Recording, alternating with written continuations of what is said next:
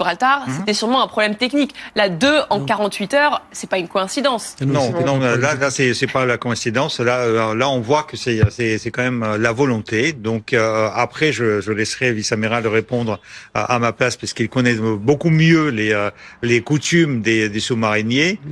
Mais quand même, exhiber 2 sous-marins nucléaires porteurs de potentiel de missiles nucléaires, c'est quand même. Pendant la visite en Chine, c'est quelque chose quand même. Que peut-on dire effectivement déjà de ce sous-marin nucléaire ? Que c'est un mode de communication totalement nouveau, invraisemblable, puisque la façon d'agir de ces sous-marins, c'est justement de ne pas avoir l'air d'agir. On ne les voit pas, on ne les montre pas, on ne sait pas où ils sont. D'ailleurs, puisqu'il y a des coordinations entre pays qui ont des sous-marins nucléaires, chacun dit à l'autre, attention, le mien sera dans cette zone-là, des milliers de kilomètres carrés ou des choses comme ça. Mais très souvent, chaque pays retient des zones différentes pour que même les alliés ne sachent pas exactement où ils se trouvent. Alors que brutalement, on voit apparaître non seulement un sous-marin nucléaire, mais 2. C'est-à-dire, ils en ont combien en patrouille ? Il doit en avoir 6 ou 7 maximum en patrouille en même temps. Nous, on en a en principe un, et puis dès que ça devient chaud, on en met un deuxième, etc. Mais là, ils ont presque, je sais pas moi... Ils ont montré à la face du monde un tiers de leur flotte opérationnelle, c'est-à-dire prête à tirer des missiles au cas où. Ça, c'est un sous-marin lanceur d'engins.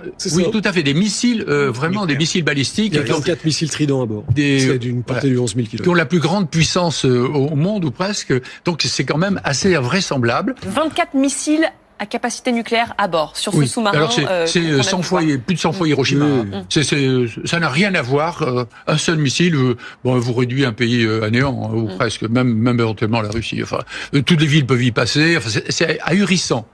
Et là, ils les montrent. Alors, au fond, peut-être les Américains se sont-ils dit que, au bout d'un moment, à force de tout cacher, ce sont des éléments qui n'entrent pas dans la problématique générale. Il faut dire que c'est à peu près en même temps que Poutine a parlé du Sarmat. Il a fait un essai d'ailleurs. C'est quoi le Sarmat alors le Sarmat, c'est le grand Satan, c'est le plus puissant missile russe qui est capable de tirer jusqu'à 18 000 km lorsque sa charge est relativement petite et dont il avait beaucoup parlé il y a plusieurs années, qui a mis du temps, en Ukraine en particulier, mais qui a mis du temps à être mis au point. Il en a parlé il y a 2-3 jours. Parce qu'il y a eu un essai. Parce que vraisemblablement, il en a raté 4, on ne parlait pas assez de lui à Poutine. Et de temps en temps, quand on parle pas de lui ou qu'il est dans ses difficultés, il sort un petit joujou nucléaire. Mais alors quel est le rapport avec c'est la même chose. C'est pareil, c'est la même stratégie. C'est-à-dire que c'est du nucléaire puissant, mais stratégique au niveau mondial. Alors, est-ce que c'est lié ? Ça me paraît très curieux, parce que quand même, préparer l'émergence de sous-marins nucléaires lanceurs d'engins, ça se fait pas comme ça. Non, ça se fait pas comme ça. Ça doit être réfléchi par les états-majors d'une façon très